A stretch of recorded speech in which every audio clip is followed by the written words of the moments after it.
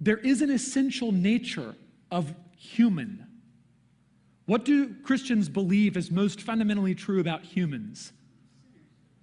Okay, before sinners, that's Genesis 3, and I agree, but before that, made in the image of God. This is a human creature. The essential nature of a human creature is a creature made in God's image, yes? And we believe that like underneath everything, that is real. Now, do we build lots of stuff on top of that? Stylistically, sure, yes. But at rock bottom, there is an essence that we could talk about. Does this make sense?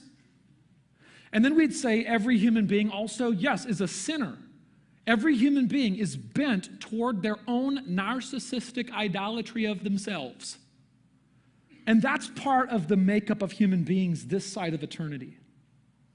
But postmodern philosophy rejects any essentialism. So it says you can't talk about anything regarding humanity, for example, and say that it is in its essence in anything. We can't know that.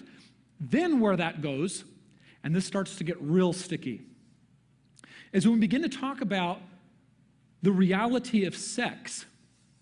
And by sex, I mean male and female, not the act, okay?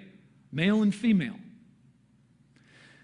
If you are a person of the philosophical bent where you reject all essentialism, what will that show up as when you talk about human sex? Necessarily, you'll reject any idea that when we say man or woman, we're talking about anything real at all. And this is modern feminism. So I'm almost sure that today's sermon is to be shadow banned or maybe outright banned on YouTube.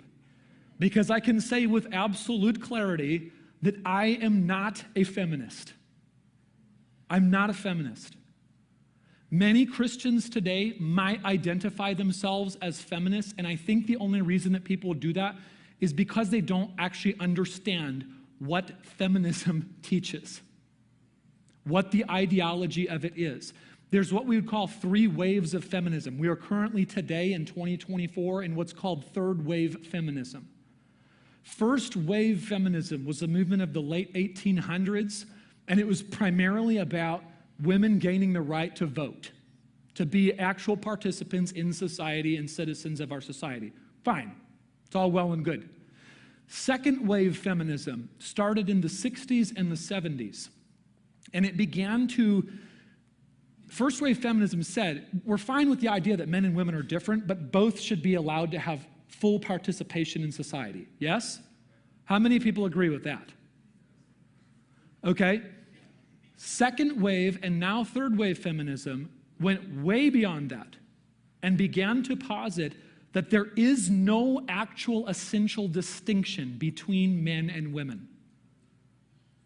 And what happens is that oftentimes today, people play, like so many things in today, people play word games to guilt people into identifying with a position that they don't actually really agree with. So I might do it like this. If I was a feminist and I wanted to convince you that you're also a feminist, I might say it like this. Do you think that men and women are equal?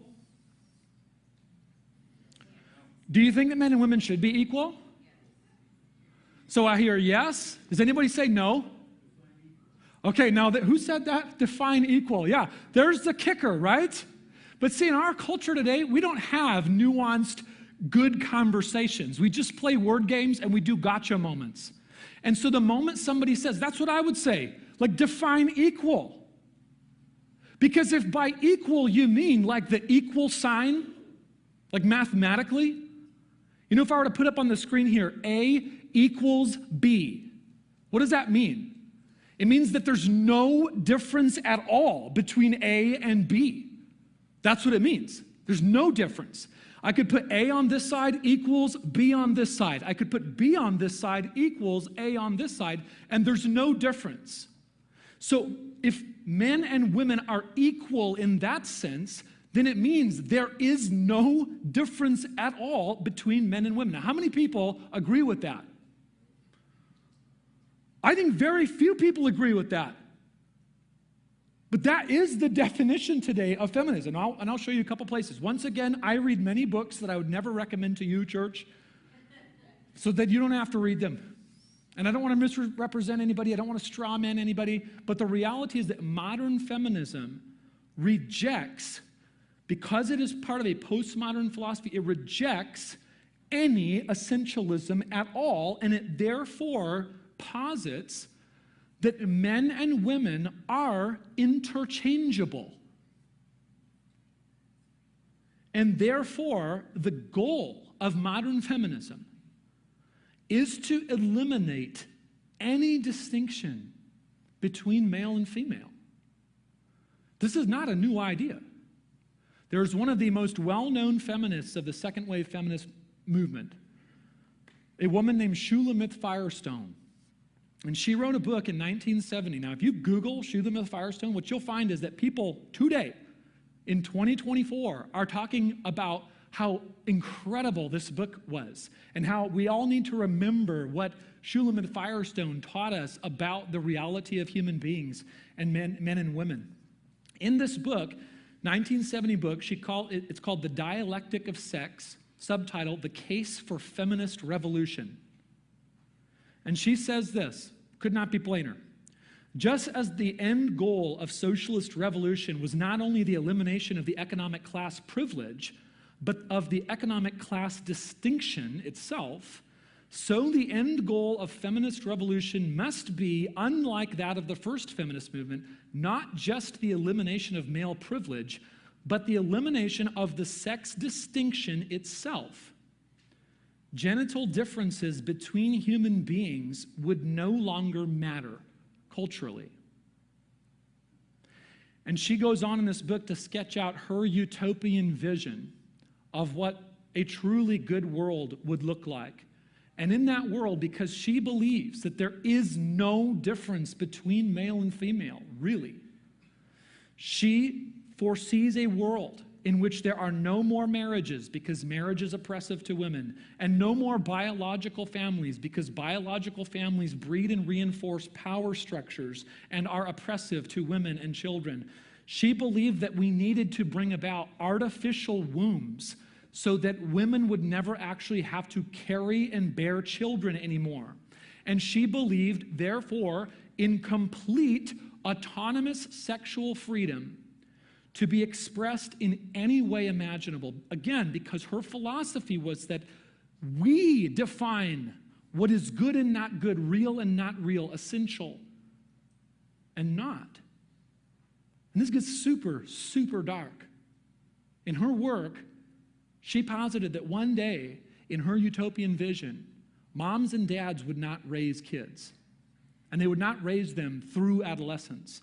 Households of consenting adults, 7 to 10 of them, would raise kids, and only through age approximately 5 to 7, at which point that child would be viewed as an autonomous human adult,